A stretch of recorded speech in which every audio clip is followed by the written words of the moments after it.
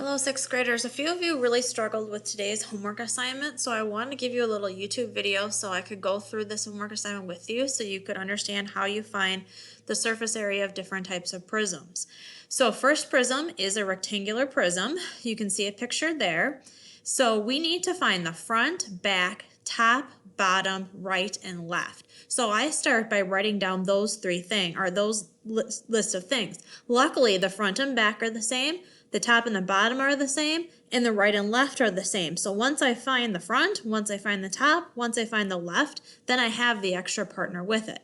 So first, the front would be 10 times 1 because this would be 10 and this would be 1, and the area of that rectangle would of course be 10 times 1, which is 10. Well, the back would be that exact same thing, so 10 times 1 is 10. Now the top would be this rectangle right here. This distance here is 10, this distance here is 5. So the area of this rectangle would be 10 times 5, which is 50. That's the top, and of course the bottom is that exact same thing. 10 times 5 is 50. Now the right and the left. Right here you can see it is 5 and 1, and again this is a rectangle. So 5 times 1 is 5, which means the right and the left are both 5 times 1, which is 5.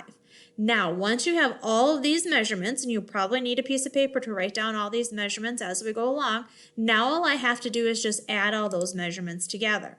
So 10 plus 10 plus 50 plus 50 plus 5 plus 5 gives me the answer of 130, and that's the number that you should enter into this box right here because the surface area for this rectangular prism would be 130 square feet. Question number 2, or in this case exercise 8 from your homework assignment, is the exact same shape, a rectangular prism. So again, I write down front, back, top, bottom, left, right. Those are the measures that I have to get, but luckily once I have the front, that also gives me the back. Once I have the top, that also gives me the bottom. Once I have the right, that also gives me the left. So I'm going to start with the front. This is the front rectangle right here. So that would be 2 times 5, because this measure here is 5. That of course gives me 10. So that means my front is 2 times 5 equals 10, and my back is 2 times 5 equals 10. Now my top and bottom. This is my top right here. This measure is 2, this measure is 4. So that would be 2 times 4, which is 8. That's the top, and of course the bottom would be that exact same measure. Now the right and the left. 4 here, 5 here. 4 times 5 would be 20, would be the area of this rectangle, and of course the left side would be the exact same measure.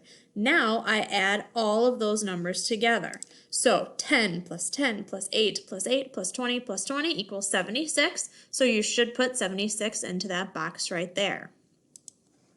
This one was probably the most challenging from the homework assignment. It is a triangular prism. We did go through a few examples on the lesson, but I want to go through this one again with you so you can see what you need to do.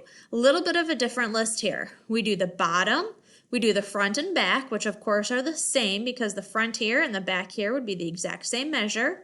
Then side and side. So I just break it down a little bit differently, but I still go about it the exact same way. So now the bottom, you can see, is in the shape of a rectangle. So 16 times 10 would give me 160. Now the front is of course a triangle, and you know the area of a triangle is base times height divided by 2. So my base here is 16, my height here is 15, and then I would divide that by 2, which gives me 120. Well, if that's the front, that's also the measure of the back because they're the exact same triangles. Now the side. This side is a rectangle again. 10 times 17 would give me 170. And this side rectangle over here is the exact same dimensions. 17 by 10, which of course gives me 170. Now, just like last time, I add all of those numbers together and I get an answer of 740. Exercise 12 says a gift box in the shape of a rectangular prism, 8 inches by 8 inches by 10 inches. What is the least amount of wrapping paper needed to wrap the gift box? So what I did is I drew myself a little rectangular prism. Now, does it matter where I put the 10s and the 8s? No, just as long as I have a 10, I have an 8, and I have an 8. That then gives me a visual that I can use to find the surface area, and that's what the wrapping paper would be the surface area.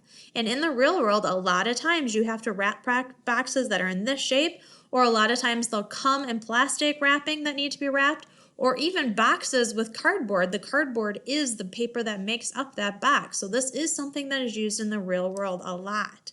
So again, I broke it down, front, back, top, bottom, right, left. Again, front and the back are the same, top and bottom are the same, right and left are the same. So I'm going to start with the front. It would be 10 times 8, which of course is 80, and that would be the exact same for the back. Now the top here, this measure would be 10, this measure here would be 8, so again, 10 times 8 for the top is 80, and then exact same measure for the bottom, 10 times 8, which is 80. Now the right and the left, you can see this is 8, so this is actually a square. So 8 times 8 is of course 64, and if it's on the right, then it's also on the left for 64. Then, like I said, you just have to add all these numbers together. 80 plus 80 plus 80 plus 80 plus 64 plus 64 gives you 448, and that's the measure that you would put in the box right there.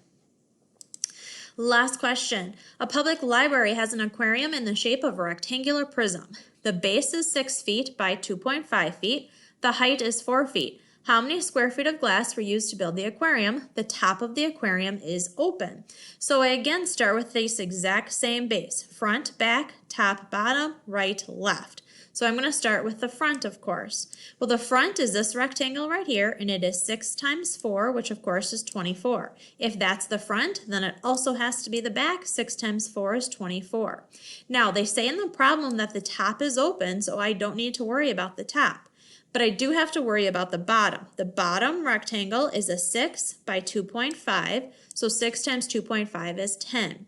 Now I just have the right and the left. The side here would be 4 times 2.5, which is 10, and if that's what the right is, then that also means that's what the left is. So now I just have to add these 5 numbers together.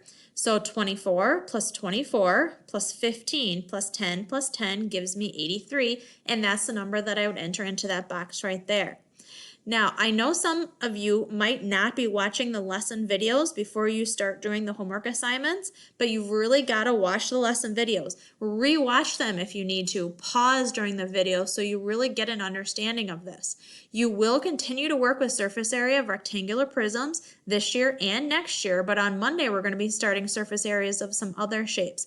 So please give your best effort, go back and fix the mistakes that you made. I can easily unsubmit the problems that you did today so you can go back and look at them again. And remember, these problems are not problems where you just work with 2 problems and magically you have your answer. It takes some work. You have to show some work to solve these problems. You're not going to remember the front and back is 24 unless you write it down.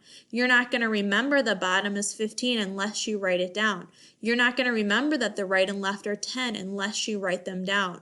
So you do need to show your work. And remember, for showing your work, I give each problem is worth 3 points. If you show your work, you get all 3 points. If you only write down the answer and that's it, even if you have the right answer, that's only 1 point. You need to show your work and get the right answer. That's the most important thing. Thank you for watching, and if you have any questions, please send me an email and I'd be more than willing to help you and guide you through the homework problems that we're working on this chapter and in the future chapters.